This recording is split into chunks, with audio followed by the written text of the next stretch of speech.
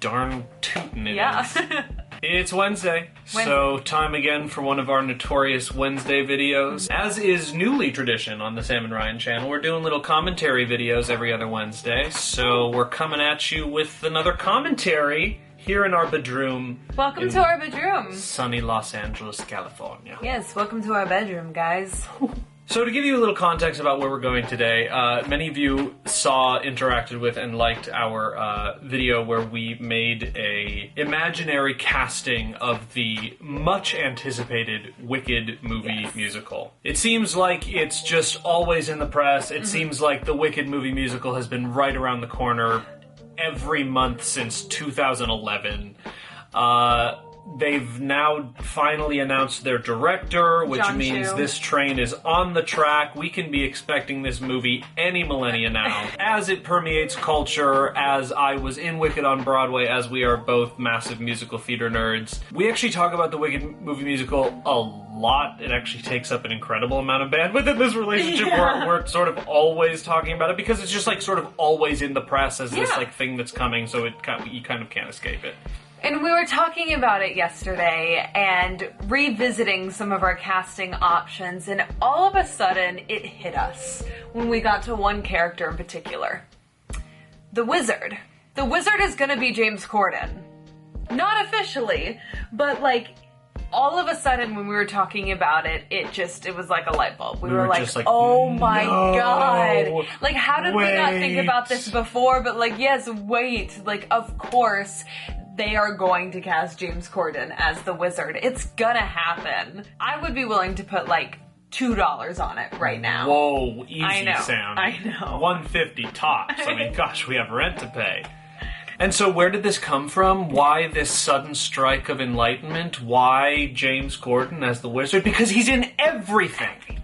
Frankly, we were shocked to not see him show up in the freaking In the Heights trailers. Suddenly stunt cast as you snobby. No! I swear to God, if he shows up in the Dear Evan Hansen movie as the dad or Officer Krupke in Spielberg's West Side Story, Spielberg, you're gonna be catching some hands. So we decided to talk about James Corden today and just go through his performance history and try to crack the code at how this late night talk show host seemingly overnight became the go-to must cast in every movie musical blockbuster ever. So we're on some detective vibes right now. We thought, to crack this code, what's the best way to do it? Let's start by checking the tape, watching the footage. So we're going to take a deep dive first into the content we already have of him. Why not start at the very beginning? Oh my god, they're going to remake Sound of Music, and he's going to be in that too. Who is he going to be? I don't know, all of them. All of them. It'll be James Corden. I am 16 going on 6. The first big musical movie that he was in, we all know, Into the Woods, he was the baker. He was opposite Emily Blunt. He was opposite my queen, Miss Meryl Streep. I mean, this man is living my dream life. Yeah, he is. Like, you get to sing with Meryl Streep, James? Like, how did this happen for you? Anyway, Chris Pine was in it, blah, blah, blah. That little girl was the Riding Hood. Okay.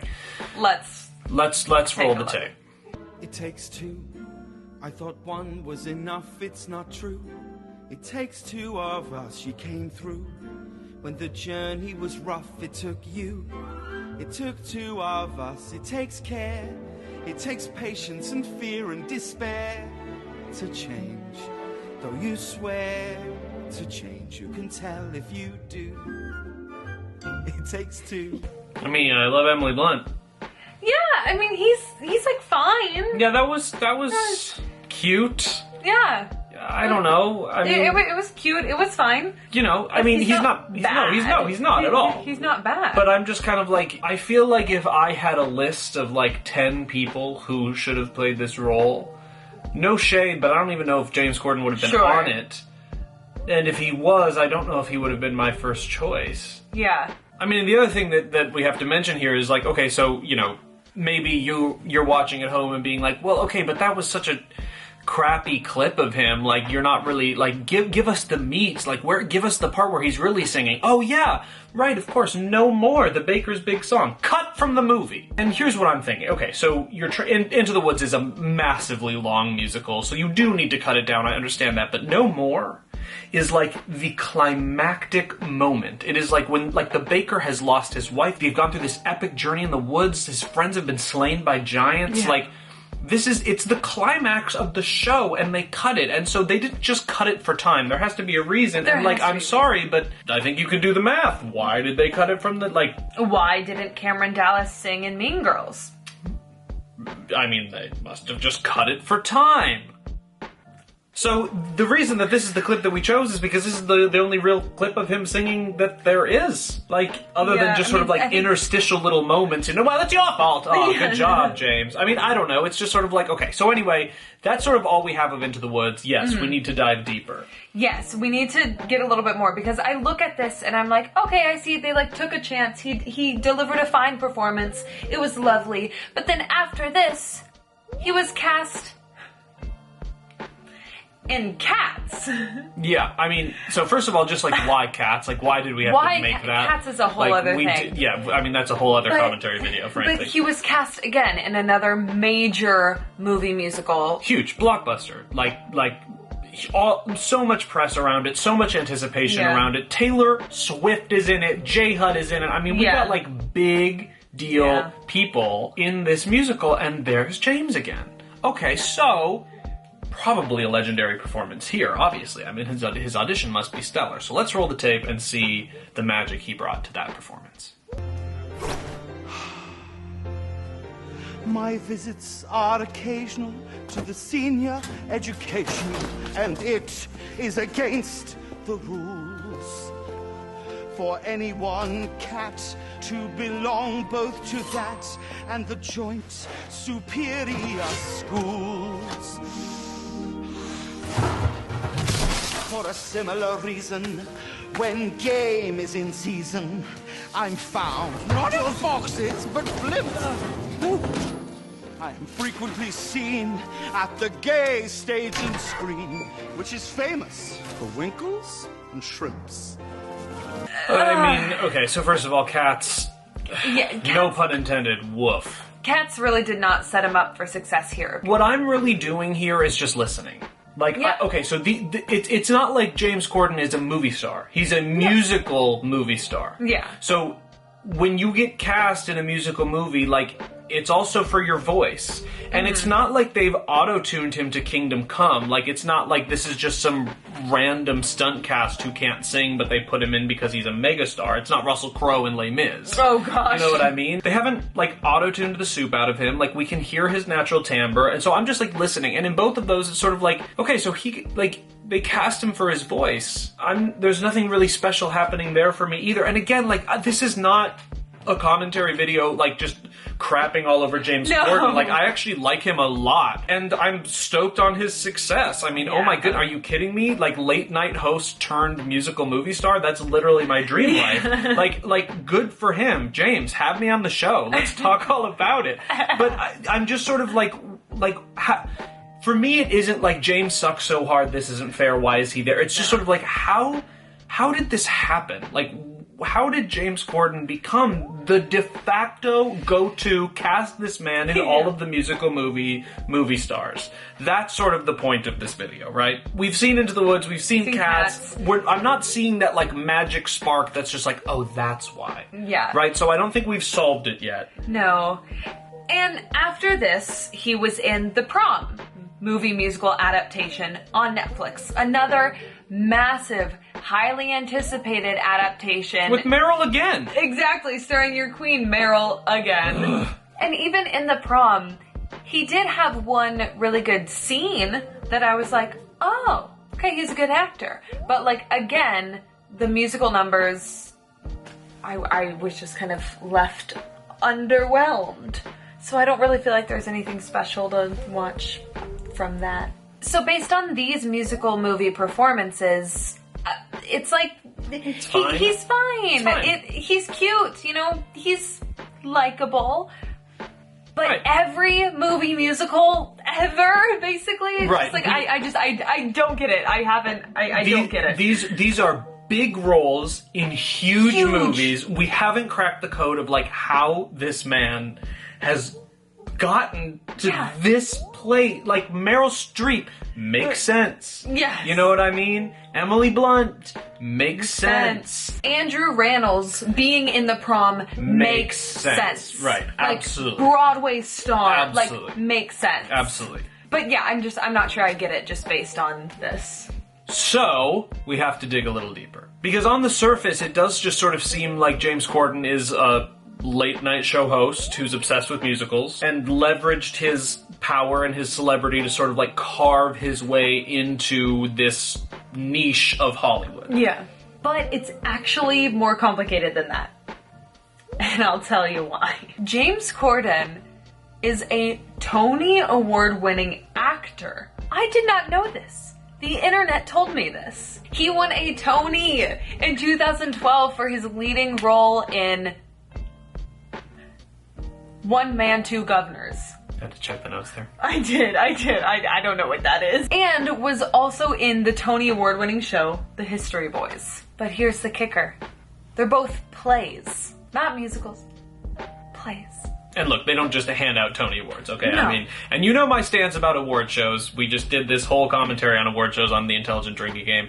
They're all political, right? But the Tony Awards are probably the top in terms of, like, being based on merit, not politics at all. So you don't just, like, get a Tony. Yeah. Especially not for a play. You have to be an incredible actor to get cast in a Broadway play, and you have to be a really incredible actor to get a Tony for Best Actor in a play. Because, look, let's face it, if it's a play, it's all about the acting. You don't get to hide behind glitzy production numbers or a beautiful voice. Yeah. So obviously he's a fantastic actor. And with that context, a lot of his career comes into focus. You know, Tony Award-winning actor turned late night host, wins Tony in 2012, goes on to host the Tonys in 2016. Like, all of that makes sense. But, like, I still don't feel like we cracked it. No. Because he's a Broadway actor famous for doing plays. Plays! With no singing! He's never done a big Broadway musical. He's never, like, released some hit album or anything. Like, how did he suddenly become synonymous with singing on the silver screen? The only real look we get into his musical side is on The Late Late Show with James Corden. You know, he does, like, the musicals and minutes with Anna Kendrick. He's done it with Lin-Manuel Miranda and Emily Blunt. We all know Carpool Karaoke. He's started doing crosswalk musicals with, like, bona fide Broadway stars. Yeah. Well, and even with the Carpool Karaoke, it's like, he started by he's driving, he has a musical guest, they sing. Yeah. But now all of a sudden he's singing in that too. He started singing! Right. Like, the iconic Ariana Grande, Suddenly Seymour comes to mind. Like, where it's like, oh, okay, James, you sing. Like, he started to subtly kind of introduce that in. Uh-huh. So, here's my theory.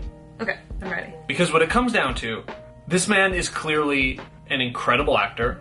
Yeah. He's a big fan of theater, he's a big supporter of theater, but he's also a credentialed theater actor. But I think his true talents come down to marketing himself.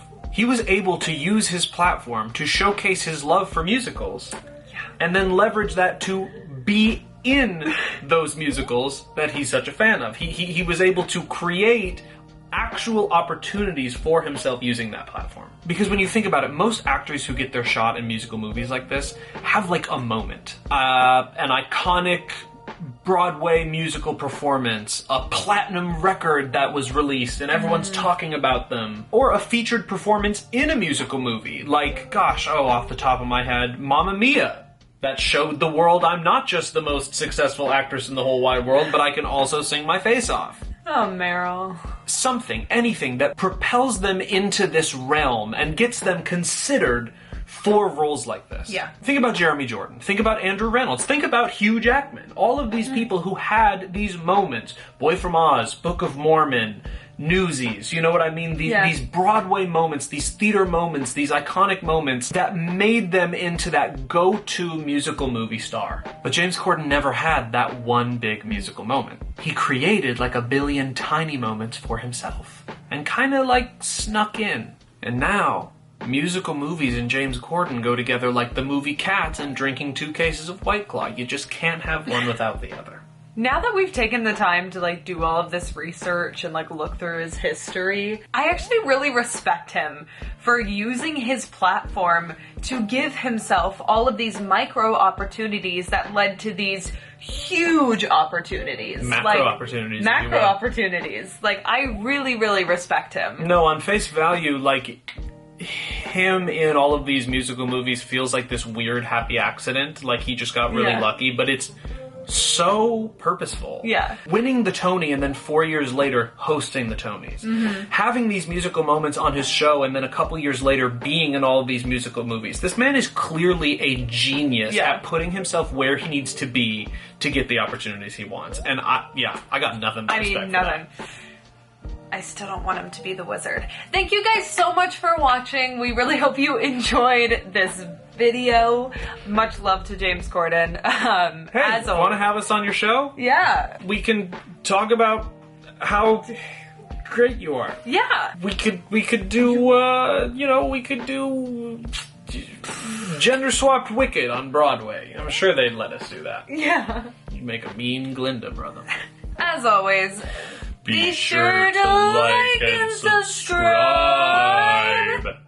And we will see you guys in a future video. Bye, Daddy. Bye, Daddy. It's weird when I whisper. Yeah.